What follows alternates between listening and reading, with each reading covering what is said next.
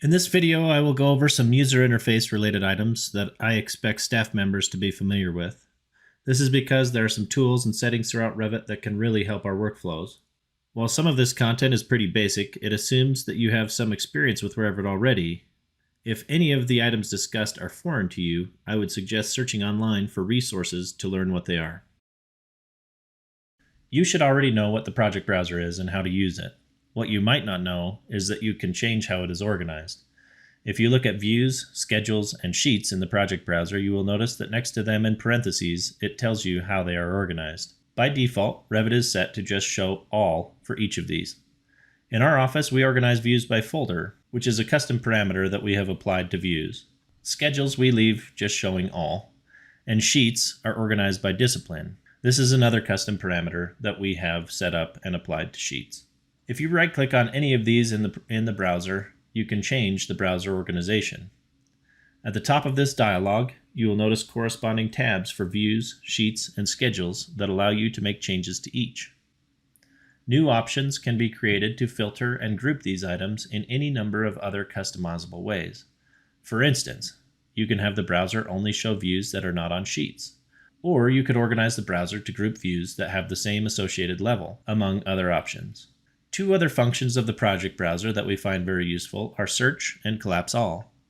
To search the browser, either use Ctrl+F from anywhere in Revit, or right-click in the browser and select search. If you know what you are looking for by name, search is a powerful tool for getting to those items quickly. By right-clicking in the browser and choosing collapse all, expanded items will collapse down, which can be very helpful when the number of expanded items gets out of control. Revit is a database-driven program, and every item in Revit, whether that be a view, a component, a sheet, an annotation item, or pretty well anything else, will have parameters associated with it. The difference between instance and type parameters is something that you should understand well if you want to make effective use of Revit. The Properties panel displays all of the instance parameters that are associated with an item. If no item is currently selected, the parameters of the view that is currently active are displayed.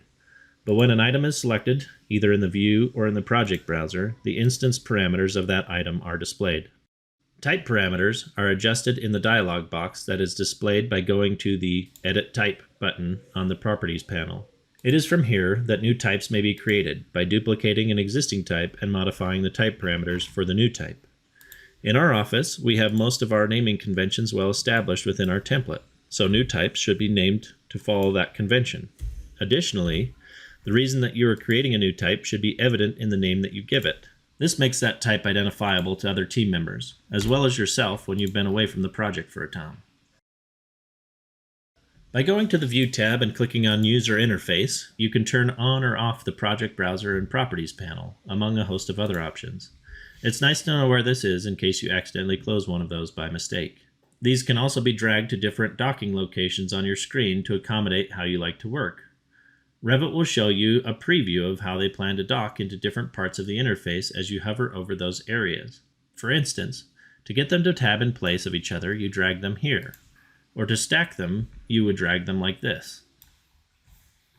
When you are placing different elements or have an element selected, there are often a subset of options for the command you are performing that show up in the green Modify toolbar just below the Tools ribbon here.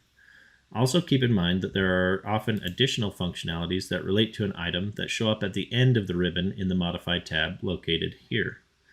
Getting familiar with these options for different elements you are modeling can greatly enhance your workflow. If you go to the File menu and come down to Options, there are actually some really useful settings you can adjust under the User Interface section. This first set of checkboxes allows you to remove tools from the ribbon that you may have no use for. This is also where you go to customize your keyboard shortcuts for any of the commands that you use most frequently. Once you get your shortcuts adjusted how you like them, you can export them as a file that you can share with others in your office. This is also helpful for transferring your settings to a new version of Revit. While there are a bunch of other settings that can be adjusted here, the last one I want to point out is this double-click options. For me, most of these settings make sense the way Revit has them set up, but I will always change double-clicking families so that it is set to do nothing. If you have much experience with Revit, you are aware of the 3-minute process that awaits every time you accidentally open a family editor, so I find that this one saves me a lot of time. Next, I want to run through the view control tools located to the left of the horizontal scroll bar at the bottom of any view window. If you have been using Revit for long, you are probably aware of what most of these tools do. If you are not familiar with each one, I would spend time getting to know each of them. Something you may have not used much is the work sharing display settings, which can be very helpful when working in a model with other people. While I am sure I don't use their full capabilities, here are a couple of things I want to point out. With any of these view modes turned on, if you hover over an element, a little dialog box appears that shows you who created the element, who owns it, and who last modified it. This way, you know who to ask about an element and if it was intentional. So far, my favorite of these view modes is the workset view, as this will color code all elements that are on the same workset together, and you can quickly visualize which elements are on the same worksets. Other tools that I rely on all of the time is the temporary hide tools, which is the glasses button, and the temporary view properties tool that to me looks something like a little creature. This tool is especially helpful in our office, where we heavily utilize view templates, and being able to suspend those settings momentarily is very beneficial.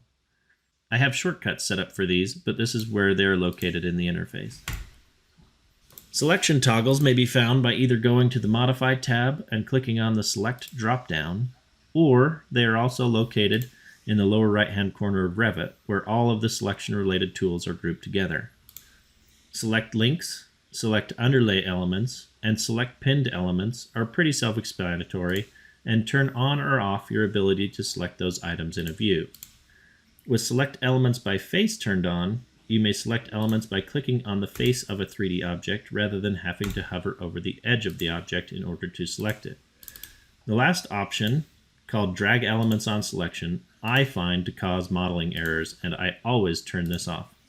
With this option on, when you first click on an object and hold down the button for any amount of time while dragging the mouse any degree, it will move the object. This can cause people to accidentally move items without realizing it. With this option off, you must first have the item selected, and then when you click and drag the item, it will be moved, which I find to be a better way to work. Additionally, this setting allows you to use the selection lassos much more effectively without accidentally moving items. Also down in this corner is the selection filters icon.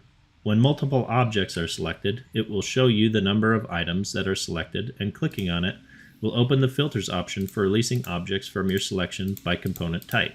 I would be surprised if you aren't already familiar with this tool. Lastly, I just want to point out that the tools associated with worksets are located down here at the bottom. I would expect people I work with to understand worksets and how to use them. Just to the right of that are editing requests. If you, like myself, have ever wondered where those requests go, that little number updating right there is the only indication that someone has made a request, so most of the time it goes generally unnoticed.